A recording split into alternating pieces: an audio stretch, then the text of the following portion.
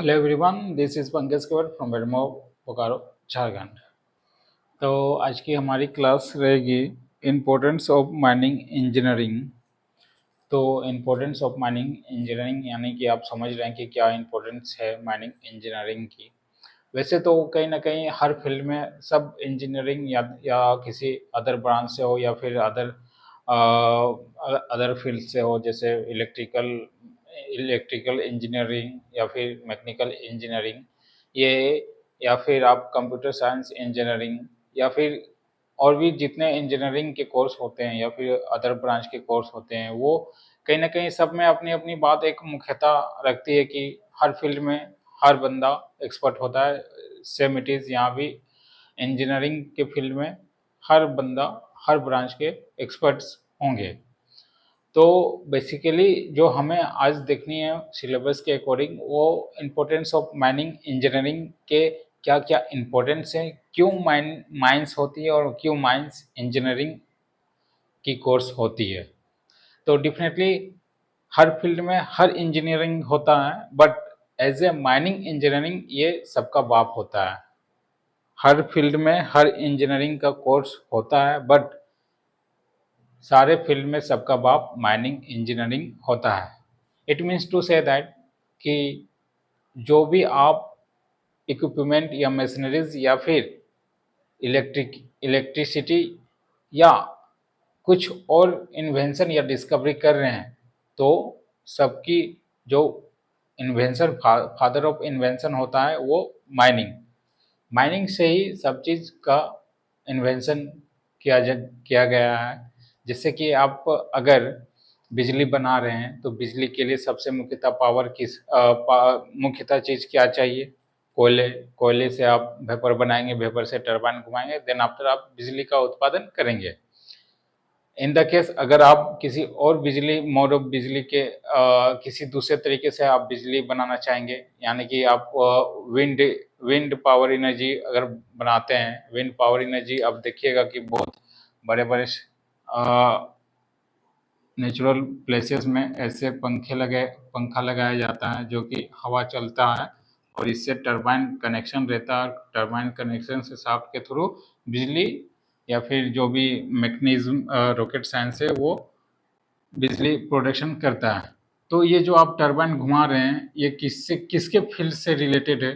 तो ये जो टरबाइन घुमा रहे हैं वो एयर से रिलेटेड है, और air as a natural agent है। और ये किसके फील्ड में आएंगे? ये फील्ड में आएंगे माइनिंग इंजीनियरिंग की। जितने भी नेचुरल रिसोर्सेस है वो सारे के सारे माइनिंग इंजीनियरिंग के फील्ड में आएंगे। तो कहीं ना कहीं आप ये कह सकते हैं कि जितने भी इंजीनियरिंग के कोर्स है वो सारे रिलेटेड होते हैं एक दूसरे से, बट सबका सब रिलेटेड होता है माइनिंग इंजीनियरिंग के थ्रू से। अगर आप मैकेनिकल की बात कर लें तो मैकेनिकल में बेसिकली आप अगर ट्रक, डंपर या कुछ और मशीनरीज बनाते हैं तो उसमें आपको एज ए आयरन चाहिए ही चाहिए। आयरन यानी कि बॉडी शेप डिजाइन करने के लिए। तो फिर आयरन कहाँ से आएगा? आयरन निकालेगा कौन, बनाएगा कौन? तो नेचुरल चीज़ है आयरन। और आयरन को कैसे हम लोग एक्सकवेशन करते हैं, ये माइनिंग के इंजीनियर के थ्रू ही आता है, और इसके अलावा और कोई बंदा एक्सकवेशन कर नहीं सकता। तो यही कहने का उद्देश्य है कि जो माइनिंग इंजीनियरिंग होता है वो सभी इंजीनियरिंग से टच में ही रहता है। तो ऑब्वियसली माइनिंग्स है तो आप हैं, अदरवाइज आप नहीं हैं तो ऐसा नहीं है कि माइनिंग नहीं होगा।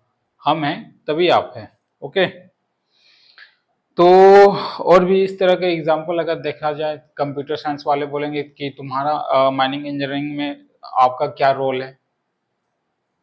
कंप्यूटर साइंस एज ए वो बोलेंगे तो हम तो सॉफ्टवेयर बनाते हैं, तो आपका क्या रोल है माइनिंग इंजीनियरिंग में कंप्यूटर साइंस से? ठीक। तो उन्हें सटीक आप आंसर देना जो आप कंप्यूटर यूज़ कर रहे हो, जो मदरबोर्ड या फिर जितने भी इंटरनल पार्ट्स होता है वो पार्ट्स किसके बने होते हैं? तो ऑब्वियसली वो पार्ट्स जर्मनी या फिर सॉरी जर सिलिकॉन या फिर जर्मन के बने होते हैं, सिलिकॉन, ठीक, माइका जर्मन, ये सारे चीज के इंटरनल पार्ट्स बने होते हैं। अब बताइए सिलिकॉन ही ऐसा एलिमेंट है जो कि नेचुरल प्रोसेस यानी कि एक्सकवेशन के थ्रू से सिलिकॉन निकालते हैं, और ये निकालता कौन है? माइनिंग। तो हो गई ना बात, हो गई ना बात कि सिलिकॉन हम निकाल के देंगे तभी तो आप कंप्यूटर के कंपोनेंट्स बनाओगे। उसके बाद माइका निकाल के देंगे तभी तो आप चिप या फिर कुछ और कंपोनेंट्स बनाओगे जो कि कंप्यूटर साइंस से रिलेटेड होगा। मोबाइल में भी आप देख सकते हैं सिलिकॉन बैटरीज यूज होती है, जिंक यूज होती है। ये सब सारे कौन निकाल के या फिर कौन बना के देंगे? Obviously mining engineering. तो हर फील्ड में माइनिंग इंजीनियरिंग की जरूरत पड़ेगी। ओके, तो अब चलिए चलते हैं इंपॉर्टेंस ऑफ माइनिंग इंजीनियरिंग में कुछ सेंटेंस है वो बात की देखेंगे। बेसिकली क्या मेजर इंपॉर्टेंस होती है माइनिंग इंजीनियरिंग की, ये हम लोग आज डिस्कशन करेंगे। तो सबसे पहला पॉइंट रिसोर्सेस एक्सट्रैक्शन। एक्सट्रैक्शन पहला इंपॉर्टेंट पॉइंट रहेगा हम लोग का, रिसोर्सेस एक्सट्रैक्शन। एक काम करते हैं, मैं कुछ सेंटेंस लिख देता हूँ इंपॉर्टेंस ऑफ माइनिंग इंजीनियरिंग की, उसके बाद हम लोग पॉइंट बाय पॉइंट देखेंगे। Okay,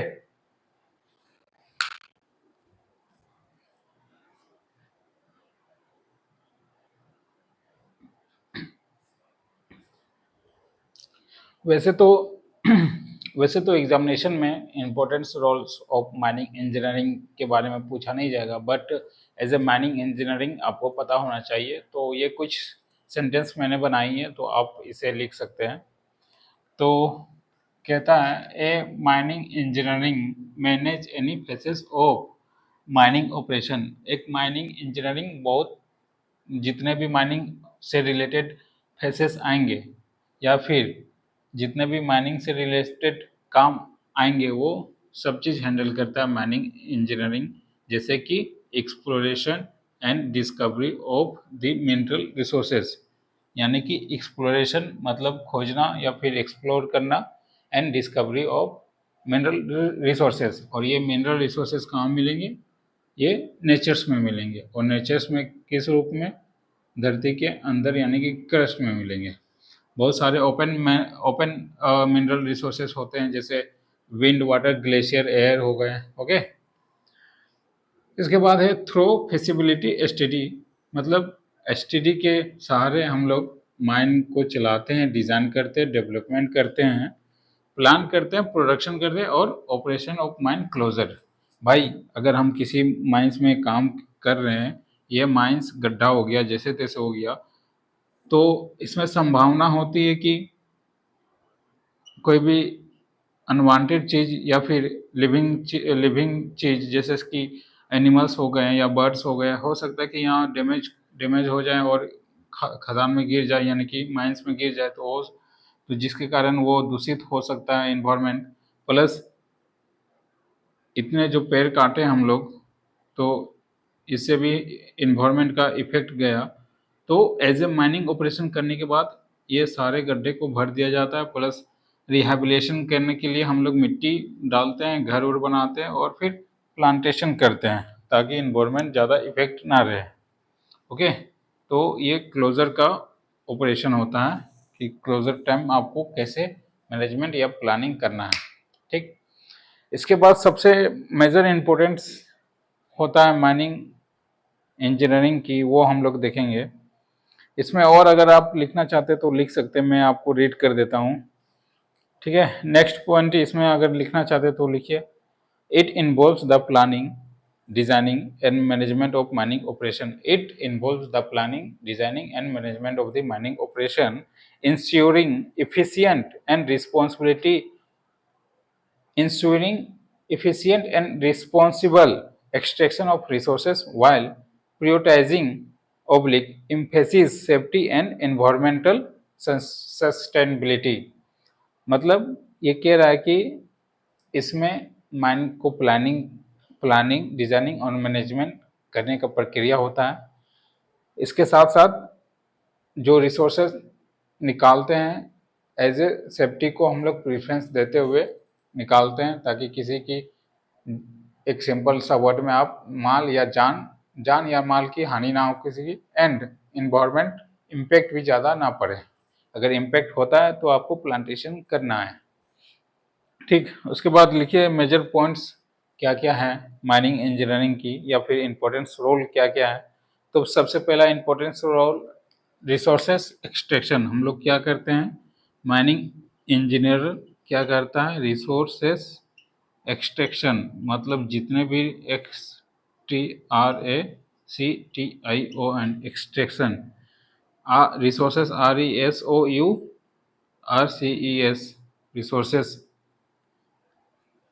resources of extraction, resources extraction ही लिखिए, ठीक है।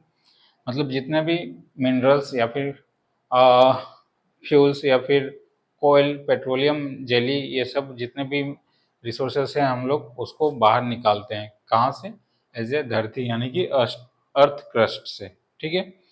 और इसे निकाल के हमें क्या बेनिफिट होता है, डेफिनेटली जितने भी रिसोर्सेस होते हैं उसको हम लोग कहीं ना कहीं यूज़ करते हैं। जैसे अगर कोयला अगर हम लोग निकाल रहे हैं तो कोयला से क्या होता है, कोयले से प्लांट बनता है। Plant means what, power plant, ये पावर प्लांट की बात हो रही है। कोयला को हीट किए प्लांट, पावर प्लांट में, तो वो इलेक्ट्रिसिटी बनाएगा। ठीक, इलेक्ट्रिसिटी बनाएगा तो भाई हमारे जितने भी लिविंग वर्ड्स हैं, जैसे ह्यूमन रिसोर्सेस है या फिर ह्यूमन है, वो सारे यूज़ करेंगे। प्लस इलेक्ट्रिसिटी का बहुत ही एक अपनी इम्पोर्टेंस होती है, ठीक है। तो इलेक्ट्रिसिटी यूज कौन करेगा, ह्यूमन, बाय ह्यूमन बींग्स या फिर लिविंग बींग्स। ठीक, लिविंग बींग्स मत बोले, ह्यूमन बींग्स बोले। अगर कोई भी गवर्नमेंट, सपोज दैट ये अलग डिपार्टमेंट है गवर्नमेंट का, सपोज दैट ये माइनिंग डिपार्टमेंट है गवर्नमेंट का, तो इसने क्या किया, कोयले का निकाला, फिर सेल कहाँ करेगा, पावर प्लांट में, ये भी अदर डिपार्टमेंट है गवर्नमेंट का। तो गवर्नमेंट के पास गया, फिर कोयले को, और कोयले से क्या बनाया, इलेक्ट्रिसिटी बनाया। यानी कि ये सारे गवर्नमेंट के ही। अगर कोई प्राइवेट कंपनी इलेक्ट्रिसिटी बनाता है तो वो डायरेक्ट हमें वैल्यू ऑफ कोयल, जो भी इकोनॉमी होगा वो रेवेन्यू जनरेट होगा कोयले से, तो वो डायरेक्ट हमें भी मिलेगी, ठीक है, यानी कि गवर्नमेंट को मिलेगी। इसके बाद जो इलेक्ट्रिसिटी वो बनाते हैं और दूसरे को देते हैं, यानी कि कोई ह्यूमन बींग्स उसे कंज्यूम करता है, तो इसको इकोनॉमिक यानी कि रेवेन्यू जनरेट होगा। भाई इलेक्ट्रिसिटी यूज़ कर रहे हो तो बिल दोगे ना, तो ये बिल कहाँ जाएगा, अगर गवर्नमेंट की कंपनी है तो गवर्नमेंट के पास जाएगा, अदरवाइज प्राइवेट कंपनी है तो प्राइवेट के पास बिजली बिल जाएगा, यानी कि बिल जाएगा। ठीक, अब ये बिल या फिर बिजली जहाँ जहाँ जाएगी वहाँ तो इंफ्रास्ट्रक्चर बड़ा होगा। इंफ्रास्ट्रक्चर क्यों बड़ा होगा भाई, बिजली कलेक्शन करने के लिए इसके स्टाफ या वर्कर जाएंगे तो एज ए सही रास्ता होना चाहिए ना। अगर बिजली जा रही है तो बिजली की खंभे को तैयार करने के लिए एज ए सही प्रॉपर तरीके होने चाहिए। तो अगर बिजली गई तो फिर इंडस्ट्री लगेंगे, इंडस्ट्री बाकी और चीज़ों में भी इंडस्ट्री ग्रोथ होगी, इंडस्ट्री ग्रोथ होगी तो रेवेन्यू इनकम होगा तो इकोनॉमी बढ़ेगी तो हमारा जीडीपी भी बढ़ेगा, जीडीपी बढ़ेगा तो देश हमारा प्रोग्रेस करेगा। तो कहीं ना कहीं किसी भी कंट्री प्रोग्रेस करेगा, डेवलपमेंट होगा, तो कहीं ना कहीं माइनिंग इंजीनियरिंग ही जीडीपी को आगे बढ़ाने में बहुत योगदान देता है। ठीक, इसलिए ये पॉइंट बहुत ज़रूरी है कि रिसोर्स एक्सट्रैक्शन ऑफ रिसोर्सेस या रिसोर्स एक्सट्रैक्शन। ओके, फिर नेक्स्ट पॉइंट आएगा इकोनॉमिक इम्पैक्ट। माइनिंग इंजीनियरिंग भी इकोनॉमिक यानी कि इकोनॉमिक इम्पैक्ट इम्पैक्ट। अब देखिए इकोनॉमिक इम्पैक्ट, ये सारे जो साइकिल मैंने बताया डेवलपमेंट का, जीडीपी का, यही तो इकोनॉमिक इम्पैक्ट है।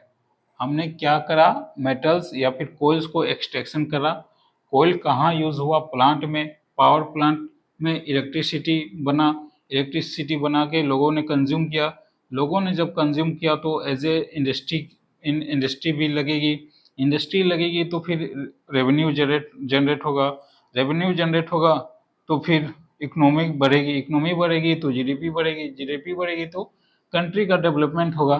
तो कहीं ना कहीं माइनिंग इंजीनियरिंग एज ए बहुत इंपॉर्टेंट रोल करता है, किसमें, इकोनॉमिक इम्पैक्ट में। ओके, इसके बाद इंफ्रास्ट्रक्चर। भाई जब मैंने यहाँ बात करा कि इलेक्ट्रिसिटी आई तो रेवेन्यू जनरेट होगा, तुम्हारे पास अगर रेवेन्यू जनरेट हुआ, तुम्हारा इकोनॉमिक बढ़ा, पैसे की कंडीशन अच्छी हुई तुम्हारे पास, तो जाहिर सी बात है तुम बिल्डिंग्स बनाओगे, रोड्स बिल्डिंग बनाओगे घर के लिए, कार, बसेस, ट्रक्स, या फिर बिजनेस और बड़ा करोगे तो बिजनेस बड़ा करोगे, होटल्स बनाओगे, बड़े बड़े होटल्स बनाओगे, और भी अगर तुम्हारे पास इकोनॉमिक ग्रोथ हुआ तो बहुत चीज़ करोगे। तो ऐसे करते करते ये क्या इंफ्रास्ट्रक्चर खड़ा हुआ कि नहीं, इंफ्रास्ट्रक्चर खड़ा हुआ कि नहीं, ये आप इतना करा, इकोनॉमी से आपकी ग्रोथ हुई तो आप टैक्स भी देंगे ना, टैक्स देंगे किसको, गवर्नमेंट को। तो गवर्नमेंट को टैक्स देंगे तो आपके लिए क्या करेगी, रोड, सड़क, नली, ये सब सारे इंफ्रास्ट्रक्चर में काम लगाएगी। तो कहीं ना कहीं इंफ्रास्ट्रक्चर में भी इंस स्ट्रक्चर इंफ्रास्ट्रक्चर में भी माइनिंग इंजीनियरिंग का बहुत बड़ा योगदान है। उसके बाद टेक्नोलॉजी एंड इनोवेशन, टेक्नोलॉजी और इनोवेशन कैसे माइनिंग इंजीनियरिंग हेल्प करता है। भाई हम लोग क्या कर रहे हैं, धरती के अंदर जा रहे हैं, पैसे आएंगे, इकोनॉमिक बढ़ेगी, जीडीपी बढ़ेगी, तो कहीं ना कहीं आपको इज्जत मिलेगा, इज्जत मिलेगा तो इन द केस किसी अदर फील्ड, अदर कंट्री में टेक्नोलॉजी ज़्यादा है तो हम लोग वहाँ से डील कर सकते हैं कि भाई अपनी टेक्नोलॉजी हमें दो, हम एक्सट्रैक्शन ऑफ कोल करेंगे, या किसी अदर फील्ड में, इंडस्ट्री में अगर हम करना चाहें तो टेक्नोलॉजी को ग्रोथ करेंगे। एज इट इज़ यहाँ भी आप देख सकते हैं कि माइनिंग इंजीनियरिंग की रोल्स कितनी होती है टेक्नोलॉजी को आगे बढ़ाने में। तो टेक्नोलॉजी एंड इनोवेशन भी एक तरह से हम लोग के लिए इम्पोर्टेंस पॉइंट है। Technology and invention. ओके, इसके बाद और भी बहुत सारे पॉइंट होते हैं, जैसे ग्लोबल इम्पोर्टेंस कहने का मतलब जीडीपी बढ़ी, डेवलपमेंट हुआ, आप ग्लोबल इम्पोर्टेंस में क्या वैल्यू आपकी रहेगी कि नहीं रहेगी। ऑब्वियसली आपके पास अगर पैसा है, सोर्स ऑफ मनी है, तो आदमी आपको सबसे पहले पूछेगा, ठीक है। अगर जिस दिन आपके पास पैसा नहीं है तो कोई नहीं पूछेगा, पैसा है तभी इज्जत है, अदरवाइज कुछ नहीं है। तो सेम इट इज़ यहाँ भी होता है, आपके पास जैसे अभी मोदी जी बहुत सारे डेवलपमेंट का काम किए हुए हैं, प्लस इकोनॉमिक भी हमारा ग्रोथ कर रहा है, जिसके वजह से ऑल इंडिया मतलब all state out of country भी टूरिज्म कर रहे हैं, दोस्त आउट ऑफ कंट्री से अपना रिलेशन बना रहे हैं ताकि वहाँ की टेक्नोलॉजी या फिर हमारी टेक्नोलॉजी वहाँ जाए, बिजनेस ग्रोथ हो सके। तो कहीं ना कहीं ये भी एक इम्पोर्टेंट पॉइंट है कि ग्लोबल इम्पोर्टेंस भी माइनिंग इंजीनियरिंग के थ्रू से ही देखा जाता है, ग्लोबल इम्पोर्टेंस। इसके बाद इतने सारे जो साइकिल बताया, तो इसमें इतने सारे साइकिल में इलेक्ट्रिसिटी जहाँ जनरेट होगा वहाँ वर्कर्स चाहिए ना, वर्कर्स चाहिए, इस इंडस्ट्री में वर्कर्स चाहिए ना। तो ऐसे में आप एक पॉइंट और भी हो सकता है कि भाई हम लोग तो जॉब अपॉर्चुनिटी भी देते हैं, GOB, जॉब मतलब रोजगार भी देते हैं, जॉब अपॉर्चुनिटी। उसके बाद अगर माइनिंग इंजीनियरिंग किसी चीज़ को बिगाड़ता है तो उसके लिए रिहैबिलिटेशन भी करता है, यानी कि इन्वायरमेंट को इन्वायरमेंट को प्रोटेक्ट भी करता है, ठीक है, एज ए प्लांट लगा के या फिर गार्डन बना के या फिर नेचुरल वे में, ठीक है। तो ये सारे इतने इम्पोर्टेंट पॉइंट है हमारा माइनिंग इंजीनियरिंग की। और अगर कोई पूछे तो आप अच्छे से डील कर दीजिएगा कि माइनिंग इंजीनियरिंग की क्या क्या इम्पोर्टेंस है। हर हर फील्ड से सबसे बड़ा फील्ड होता है माइनिंग इंजीनियरिंग, यानी कि माइंस। ओके, तो बेसिकली ये क्वेश्चन आपसे एग्ज़ाम में एक पॉइंट ऑफ एग्ज़ाम के व्यू से आने वाला है नहीं, बस इंजीनियरिंग माइनिंग इंजीनियरिंग में एडमिशन लिए तो ये सारे पॉइंट्स आपको जानने के होंगे। तो आज की क्लास हमारा यहीं समाप्त होता है। नेक्स्ट क्लास हम लोग कुछ डिफिनेशन देखेंगे, उसके बाद सिलेबस के अकॉर्डिंग हमारा जो सॉफ्ट सिंकिंग होता है या सॉफ्ट होता है या फिर मीन्स ऑफ एग्रेस इनग्रेस देखेंगे। ओके, तो बहुत बहुत धन्यवाद, थैंक यू।